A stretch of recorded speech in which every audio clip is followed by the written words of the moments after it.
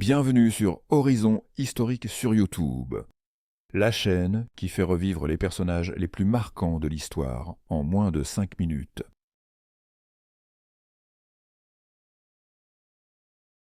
Il était une fois, dans un grand et riche duché du sud-ouest de la France, une jeune fille destinée à devenir l'une des femmes les plus puissantes et influentes du Moyen-Âge. Aliénor d'Aquitaine naquit en 1122 à Poitiers, dans une famille noble et prestigieuse. Son père Guillaume X était le duc d'Aquitaine, un vaste territoire qui couvrait presque un tiers de la France d'alors. Sa mère, Aénor de Châtellerault, lui donna un prénom qui signifiait « la lumière de l'Aquitaine ». Dès son enfance, Aliénor fut éduquée comme peu de jeunes filles à son époque. Elle apprit à lire, à écrire, à parler plusieurs langues, et même à jouer de la musique et à composer des poèmes. Elle grandit dans un monde de chevaliers et de troubadours où l'amour courtois et les exploits guerriers se chantèrent dans de magnifiques châteaux. Mais son destin allait bientôt la mener bien au-delà des frontières de l'Aquitaine.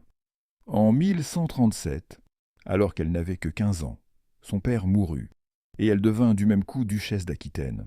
Sa richesse et son territoire étaient si immenses que le roi de France, Louis VI, décida de la marier à son fils, le jeune prince Louis.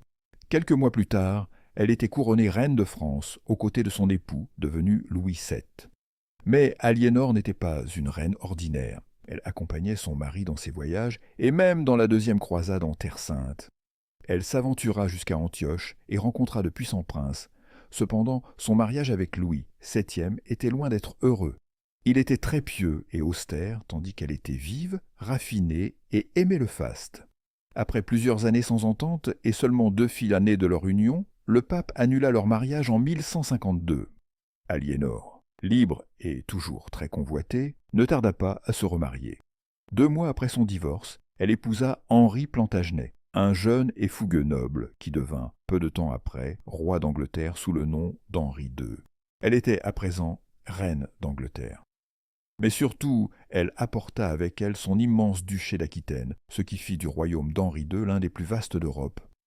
C'est ainsi qu'Aliénor d'Aquitaine joua un rôle majeur dans la rivalité entre la France et l'Angleterre, car son territoire devint un enjeu de guerre pendant des siècles. Avec Henri II, Aliénor eut 8 enfants, dont plusieurs devinrent célèbres, notamment Richard Cœur de Lion et Jean Santerre, mais son mariage avec Henri II se détériora. Elle soutint même ses fils dans leur révolte contre leur père. Furieux, Henri II la fit emprisonner pendant 15 longues années. Ce n'est qu'à la mort d'Henri II, en 1189, qu'Aliénor retrouva sa liberté. Son fils, Richard Cœur de Lion, était devenu roi, et elle l'aida à gouverner. Quand Richard partit en croisade, c'est elle qui régna à sa place et s'assura que le royaume restait stable. Après la mort de Richard, elle continua à protéger son dernier fils, Jean Santerre. Malgré son âge avancé, Aliénor continua à jouer un rôle politique jusqu'au bout. Elle voyagea même à 80 ans pour choisir une épouse digne de son petit-fils, prouvant qu'elle était encore une stratège redoutable. Finalement, après une vie extraordinaire, elle s'éteignit en 1204 à l'abbaye de Fontevraud, où elle fut enterrée aux côtés de son mari Henri II et de son fils Richard.